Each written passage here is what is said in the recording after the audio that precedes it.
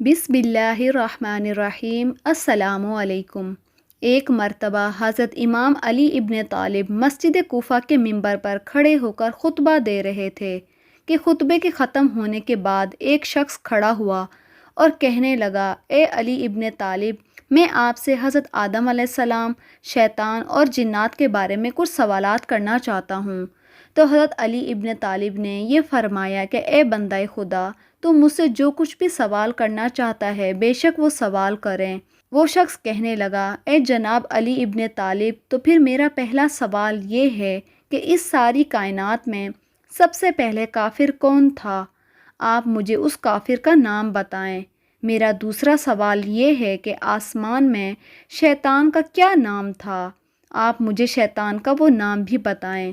میرا تیسرا سوال یہ ہے کہ جس طرح ہم انسانوں کی شروعات حضرت آدم علیہ السلام سے ہوئی تھی، تو کیا اسی طرح ہم انسانوں سے پہلے مخلوقات جنات کی بھی شروعات کیا کسی ایک جن سے ہوئی تھی؟ اگر کسی ایک جن سے ہوئی تھی تو پھر آپ مجھے اس جن کا نام بھی بتائیں۔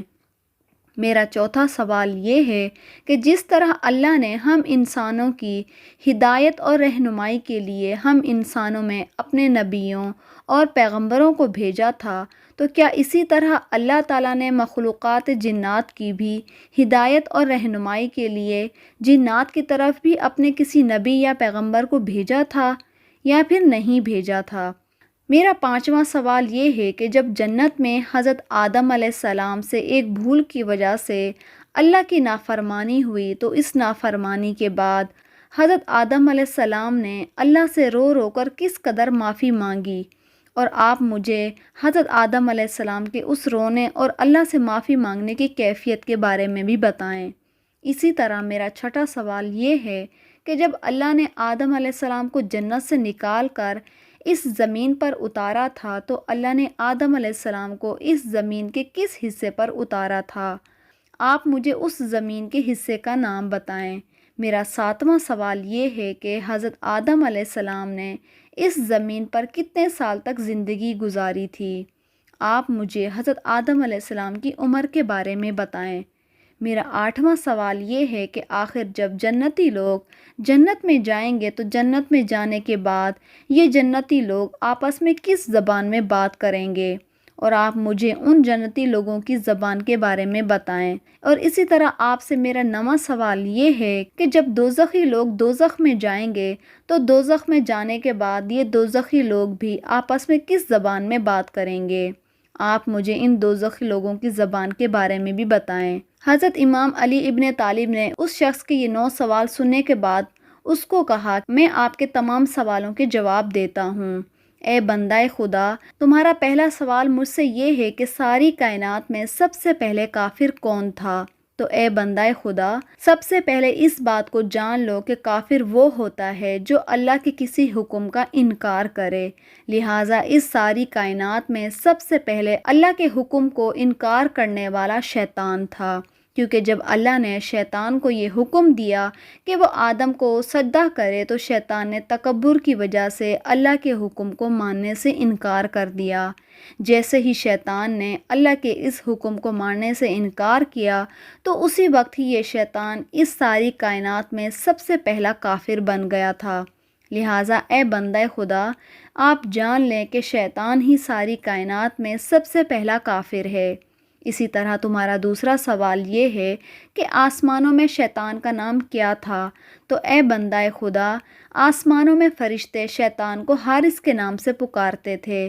جب شیطان نے اللہ کے حکم کو ماننے سے انکار کیا اور آدم علیہ السلام کو سجدہ نہ کیا، تو اس وقت شیطان کا نام ابلیس ہو گیا۔ اور پھر جب اس نے جنت میں آدم کو بھٹکا کر آدم سے اللہ کی نافرمانی کروائی، تو پھر اس وقت اس کا نام شیطان ہو گیا۔ اسی طرح تمہارا تیسرا سوال یہ ہے کہ جس طرح ہم انسانوں کی شروعات حضرت آدم علیہ السلام سے ہوئی تھی، تو کیا اسی طرح مخلوقات جنات کی بھی شروعات یا کسی ایک جن سے ہوئی تھی؟ تو اے بندہ خدا، آپ جان لیں کہ مخلوقات جنات کی بھی شروعات ایک جن سے ہوئی تھی، اور اس پہلے جن کا نام شومان تھا، اور اللہ نے اس پہلے جن شومان کو بھڑکتی ہوئی آگ کے ایک شعلے سے پیدا کیا تھا۔ اسی طرح تمہارا چوتھا سوال یہ ہے کہ کیا جنات کی طرف اللہ نے اپنے کسی نبی یا پیغمبر کو بھیجا تھا یا پھر نہیں؟ اے بندہ خدا، جان لو کہ اللہ نے مخلوقات جنات کی بھی ہدایت اور رہنمائی کے لیے اپنے نبیوں اور پیغمبروں کو جنات کی طرف بھیجا تھا، اور جنات کی طرف بھیجے گئے ان نبیوں میں سے ایک نبی کا نام حضرت یوسف تھا۔ جب یوسف نے جنات کو اللہ کے دین کی طرف دعوت دینا شروع کی تو دوسرے کافر جنات نے حضرت یوسف علیہ السلام کو قتل کر دیا۔ دوستو، یہاں پر یہ بات یاد رہے کہ یوسف نبی ہم انسانوں کی طرف بھیجے گئے حضرت یوسف علیہ السلام نہیں، بلکہ یہ یوسف نبی بذات خود ایک جن تھے۔ اور یاد رہے کہ اللہ تعالیٰ نے مخلوقات جنات کی طرف بھی اپنے جن نبیوں اور پیغمبروں کو بھیجا تھا، تو وہ تمام کے تمام نبی اور پیغمبر بھی بذات خود ایک جن تھے۔ اسی وجہ سے اللہ رب العزت نے قرآن مجید کی سورہ اسراء کی آیت نمبر 95 میں بھی یہ ارشاد فرمایا ہے، اے میرے حبیب، آپ کہہ دیجئے، اگر اللہ اس زمین میں انسانوں کے بجائے فرشتے بھیجتا تو ہم ضرور ان فرشتوں پر بھی آسمان سے کسی فرشتے کو رسول بنا کر بھیجتے۔ یعنی کہ دوستو، انسان کے لیے انسانی وجود میں رسول اور جنات کے لیے جنات میں سے رسول، اور اسی طرح اگر زمین پر فرشتے ہوتے تو ان کے لیے بھی فرشتوں میں سے ہی رسول بنا کر اللہ تعالیٰ زمین پر بھیجتا۔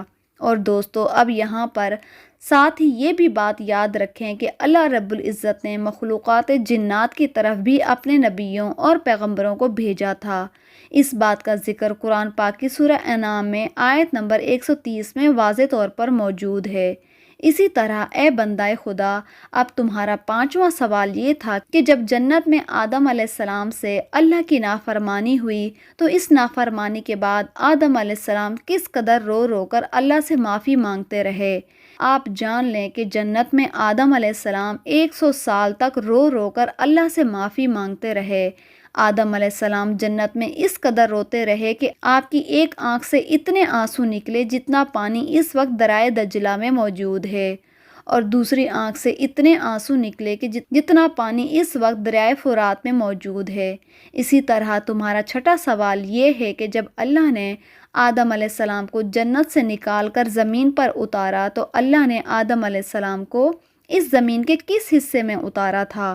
تو اے بندہ خدا، آپ جان لیں کہ اللہ نے آدم علیہ السلام کو اس زمین پر وادی سرانے دیپ میں اتارا تھا۔ یاد رہے کہ وادی سرانے دیپ اس وقت سری لنکا میں موجود ہے، اور وہاں پر آج بھی حضرت آدم علیہ السلام کے قدم کے نشان موجود ہیں۔ جب اللہ تعالیٰ نے آدم علیہ السلام کو اس زمین پر اتارا تھا تو اس وقت سری لنکا سرزمین ہندوستان کا ایک حصہ تھا۔ یعنی کہ اگر آسان لفظوں میں بتایا جائے، آدم علیہ السلام ہندوستان کی ایک وادی سرانے دیپ میں اتارے گئے تھے۔ تمہارا ساتواں سوال یہ تھا کہ آدم علیہ السلام نے اس زمین پر کتنے سال زندگی گزاری؟ حضرت آدم علیہ السلام نے اس سرزمین پر 930 سال تک زندگی گزاری۔ اسی طرح تمہارا آٹھواں سوال یہ ہے کہ آخر جنت میں جنتی لوگ کس زبان میں آپس میں بات چیت کریں گے؟ تو اے بندہ خدا، آپ جان لیں کہ جنت میں جنتی لوگ عربی زبان میں آپس میں بات چیت کریں گے۔ اسی وجہ سے اللہ نے بھی اپنے کلام قرآن مجید کو عربی زبان میں نازل کیا ہے، اور پھر اللہ نے اسی عربی زبان میں لکھے ہوئے قرآن کی حفاظت کا ذمہ بھی خود لیا ہے۔ اب تمہارا نواں سوال یہ ہے کہ آخر دوزخ میں دوزخی لوگ کس زبان میں بات کیا کریں گے؟